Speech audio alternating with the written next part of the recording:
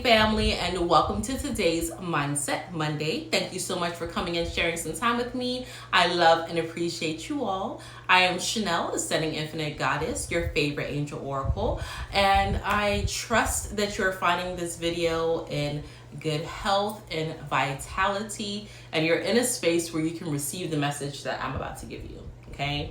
Because I already had a topic in mind of what it is I wanted to talk about. I'm going to talk about doubting yourself after you make a decision or you take some action in something. But then, as you see, I'm sitting right here. I'm in my Zen den and I'm sitting here on the shelf with all my cards. And my Lover's Oracle deck popped out to me. And sometimes I grab this deck too to talk to your heart, talk through your heart chakra. And it opened up, and this is the very first card that popped, right? He's here, she's grounded, she's loving on the tree. Oh wait, I probably could have covered that. YouTube may flag it. I'm sorry. I hope YouTube, please don't flag it. But then the message, right? It says, close your eyes and tell yourself that you deserve to feel joyful. You can allow joy into your life regardless of the circumstances you currently find yourself in. And the reason I wanted to talk about this is because this weekend, my son, who would have been the baby, graduated from high school. And some of you all may know he is autistic, nonverbal. So this was a battle, not a battle, but it was a very exciting journey. It was a very exciting journey getting him to this space. And the graduation, the county, we have a very large county, and they held it with all the schools for, the schools with children with special needs, right? The academy centers, they call it, the learning centers rather. And he was one of 4 graduates. I believe it was either 4 or 5 graduates from all the schools that have children with these special needs that graduated with the Superintendent Academic Achievement Award, right? He got a medal for it. And, we always knew, even though he can't talk, always smart, he always graded. They do have to take tests. Okay, they do have to do tests. They do have to do work in order to get to the space. They didn't just pass them along. And, everything was so great. Just a great weekend. I had all 6 of my children together. The first time that has been in a while, right? Or no, not even in a while, ever, right? Because the baby is 4. And I haven't had all 6 of them around at the same time. So this weekend was great for that. But there are some things that happened, like after the graduation, the celebration, after the ceremony, that kind of had my husband and I reflecting and thinking. And I just had to remind him that as long as we were moving from our base point, which is love, which is righteousness, right, which is caring, then the things that we did in that moment, it is okay. It wasn't malicious, it wasn't ill-intended, and we should not sit here and beat ourselves up because hindsight is always 20/20. But hindsight also causes you to reevaluate things based off of the experience or the decisions that you made in the point in time. However, when we were in that point in time, we had to make decisions that we felt were the best, was most pertinent, and was going to be beneficial for all parties involved. Myself, my husband, our children, and anyone else that was involved. We can't always take into consideration everyone else's feelings. Sometimes you're going to get some things wrong. Sometimes other people's feelings may be hurt.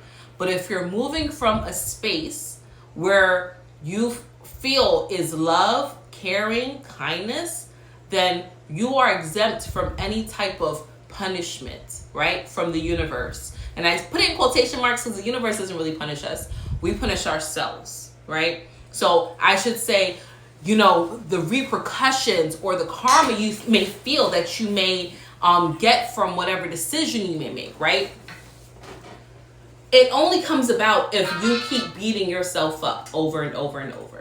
If you keep thinking about this thing, if you keep doubting yourself, if you keep saying, okay, I shouldn't have done that, or if you don't allow yourself to feel joyful, that's what your heart is saying. Like, listen, regardless of whatever is happening, whatever wars, economy, lover quarrels, dissatisfied customer, whatever, right?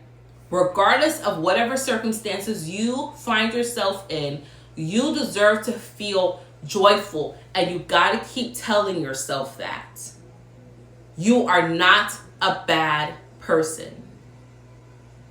You are a good person. You're a good person. You're not the same person as Susie Homemaker or John Schmo. You're not the same person as them, but you can still consider yourself a good person, even if you feel you don't measure up to certain expectations or evaluations from other people, because their life, their experiences, their responses, the things that they go through and that they do is all shaped around their perspective. I guarantee you, and y'all may throw some flack at me, but Bill Gates' scary ass, all right, he's been in hiding, but he feels that he's doing the right thing. Even though he's wicked and he's experimenting and he's killing people off, he feels he's doing the right thing. And therefore, he has removed himself from any type of punishment or judgment from the universe. Now, men, right, humans, they're like, nah, son, you're giving us this fake food, right, and under the guise of we need to have better productivity, or we need less population or anything of that nature. But in his mind, he feels he's doing a good enough thing, right? Experimenting on people in the name of advancement of technology. Now, do I rock with him? No, because our values don't align. If I see anything that is grown from his farmland, I be sure not to partake in it. I make sure I make the conscious decision not to indulge in that, right? But he feels he's doing the right thing. Thereby, he is absolved from any type of bearing or anything of that nature.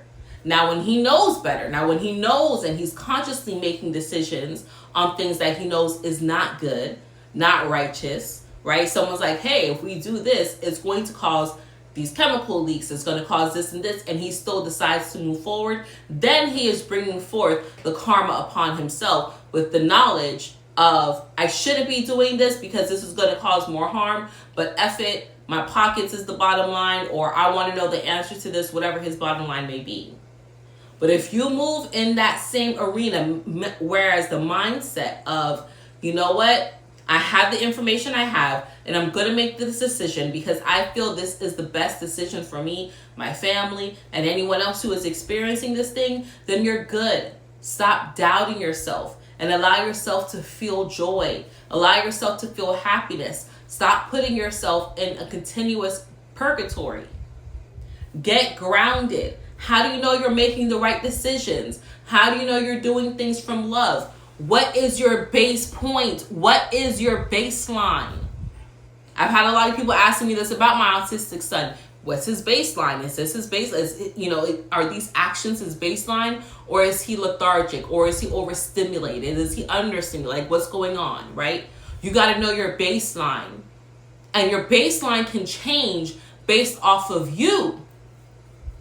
So when I'm constantly walking, meditating, journaling, grounding, eating well, staying hydrated, resting well, speaking positivity over myself, and feeding myself positive things, whether it's through the TV, radio, whatever, my baseline is very high on the Richter scale. I can feel my energy. I feel my aura. But if your baseline is being built on processed foods, lack of sleep, overstimulation, what else? Just being in the house all day, lack of sunshine, lack of moonlight, whatever, then your baseline is going to be pretty piss poor. And your decisions are also going to be pretty piss poor. And that's why you have that doubt always constantly creeping in, beating yourself up, because of where you're putting your baseline at. Okay? So stop beating yourself up over things that you did yesterday, last week, last year, a couple months ago, a decade ago, things that happened in your childhood. Quit doing that to yourself. You're punishing yourself for no reason. And the universe wants you to know that you deserve to feel joyful regardless of the circumstances. That's why the very first thing the card said was close your eyes. Close your eyes to the BS. Close your eyes to what's happening to the outside, because literally when your eyes are closed and you're not paying attention to external circumstances and you're only paying attention to what's going on in your mind, life is a lot better. Life is a lot better. Things are great. Things are always working out in your favor. But if you're constantly looking for things to back up and solidify your limited cognitive ability, right? Meaning, if you're constantly looking for evidence on the outside to back up your thoughts of things are horrible, things are wrong, I'm lacking in this and that, you're going to find evidence of that, because the universe, God, source, whatever, is going to keep giving you more of what it is that you're looking for. Seeking you shall find. That's exactly what it's saying. So close your eyes, look within, and tell yourself that you deserve to feel joyful. Get the negative Nancy's out your mind. Get the worry willies out your thoughts, and allow yourself to just feel joy. Feel overjoyed. That's the best thing you can do for everyone. For everyone, literally. The more joy and happiness that you feel and spread, the more joy and happiness there'll be in the world. I promise you. I promise you that's the way this thing works. Okay? And I don't make many promises, but I promise you that. All right? So that is that. That's all that I have for you today, wealthy family. I love you all. I'm grateful for y'all. I hope that you feel this joy that I'm giving you, right? Take that, take that, take that, take that. And until we connect again, stay alert, stay aware, and live in love.